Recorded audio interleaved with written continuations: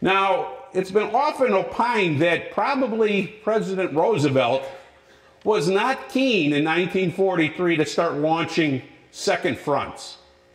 The United States was still building up, was getting its arsenal cranked up. They weren't interested in the whole issue of starting a second front. Plus, let's be honest, we were still involved in North Africa, not always going so well. And this is now a time where if we're going to start, we've got to do it wholesalely and we got to be all in. 1943 is not a good time. And there may have been some overt, let's say, politics involved. As long as Soviet boys are dying, fighting Germans, keeping them tied up and doing okay, maybe U.S. boys don't have to fight Germans. We have our hands full with who? Japan. And we put all in on Japan. Remember that the vast amount of our resources are going to the Pacific because we're the ones essentially carrying the ball in the Pacific. The British, at this meeting, Roosevelt is adamant with Churchill. He keeps telling him, you got to pick it up, buddy. I need help in the Pacific. I can't do it all. So when are you guys going to get involved over there? Because remember, who's losing the most out of this deal in terms of territory? The land or the country where the sun never sets? The British.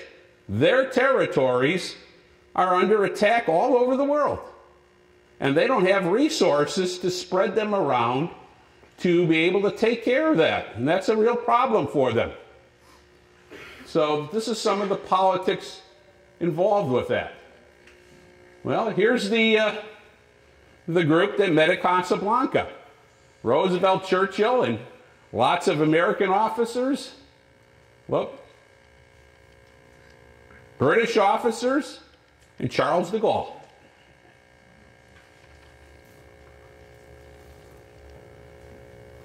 Now, later in the year, let me do a little click here. One slide is not formatted correctly. The Allies meet again, November of 1943, a little closer to Joe this time. We're now in Tehran, Iran. He can get there. No flying necessary. He meets, and he's hotter than hot. When are you guys going to open the second front? When are you going to do something?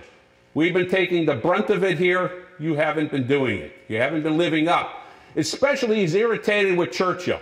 He knows that Churchill doesn't like him. He doesn't like Churchill. And he plays with Roosevelt. At one point, just to get the ire up, Stalin suggests they shoot 100,000 German officers. As soon as they catch them, shoot them on the spot. Don't have a trial, just shoot them. Churchill gets adamant. He's angry, slams the table, says to him, we're not shooting anybody unless they have trials and they go through a proper process. And then Roosevelt flips off and says, well, maybe Winston would only care if we shot 49,000. So there's a little of this going on. But he demands, in order for him to continue, Poland has to be his. He's got to get some territorial concessions. We got to have a section of Poland as a buffer. It's not negotiable. We have to have it. And he wants a decision. When are you guys going to start on the second front? There's no point in talking anymore. You guys have been playing footsie with this. In fact, he says, as soon as this conference ends, I want some decisions made and I want to be told what you guys are going to do. Who's going to be in charge of the planning of the second front? Who is the general who's going to overall take the command? And when is it going to happen? Because there's no point in us continuing to talk unless you guys do something. So he demands a 1 week from the end of the meeting, December 1st, by December 8th, give me names, give me times, let's start talking. Well, clearly, Stalin came in like a lion, and he goes out like a lion. There's nothing that's going to change. And Roosevelt and Churchill realized they've got to do something. They've got to mollify this guy. They've got to commit to the Second Front. And they come up with the decision to do it late May or early June 1944. And they also decide that they have to have some situations covered in their particular planning scenario. Number one, because the British fighters, which are going to be the majority of the fighters involved with the support of an invasion, they have only a 150-mile radius. That means going out and coming back to Britain to refuel, you've got a total of 150 miles. That isn't very far. And by modern standards, that wouldn't even be a good fighter. But in World War II, that's state of the art of the technology at the time. So they've got to have this covered.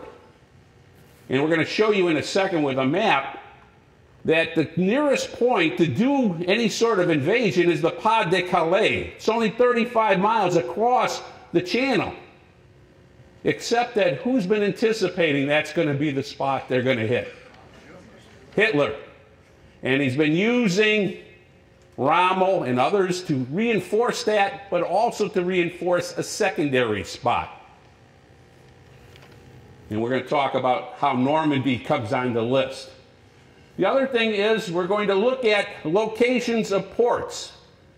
Unlike the Soviet Union that did not rely on supply through ports, the US and the British, if they invade, are going to heavily depend on how many ships they can get across that channel, offload the products, the logistics of that, and get the products and troops off those boats into France. It's going to be a mere numbers game. If we come across, how many troops can we get out? How much in terms of material can we put on the shores? And how quickly can we deploy? Because we realize that the Germans are going to react.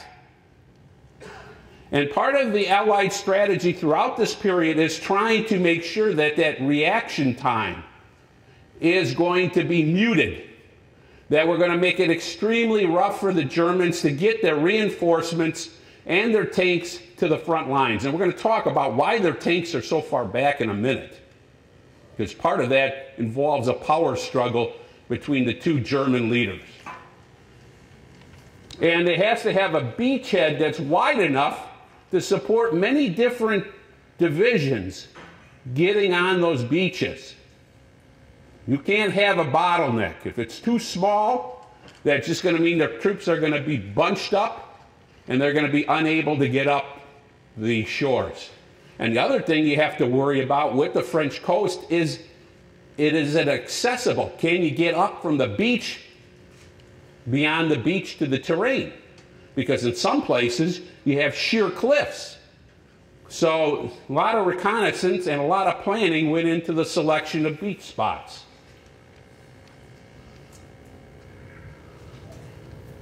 So how did Normandy become the chosen place? Well, a lot of it stemmed from an earlier expedition that was carried out by Canadian troops in 1942. It was called Dieppe. The Canadians tried an expedition, a special operation, to try to take out the U-boat pens in France. They landed and it was a folly. 900 plus Canadians landed, 300 came back. They never made it off the beaches. It was such a bungled deal. And it really was a blow for Canadian morale, because the Canadians felt that they were good fighters, but after Dieppe, there was some question whether they could really do the job. Well, it wasn't that they couldn't do the job, they were just deployed poorly. And this scuttled any sort of attack. Don't attack any ports, because ports are going to be too fortified, There's going to be too many people there. They're going to push these troops right back in the sea.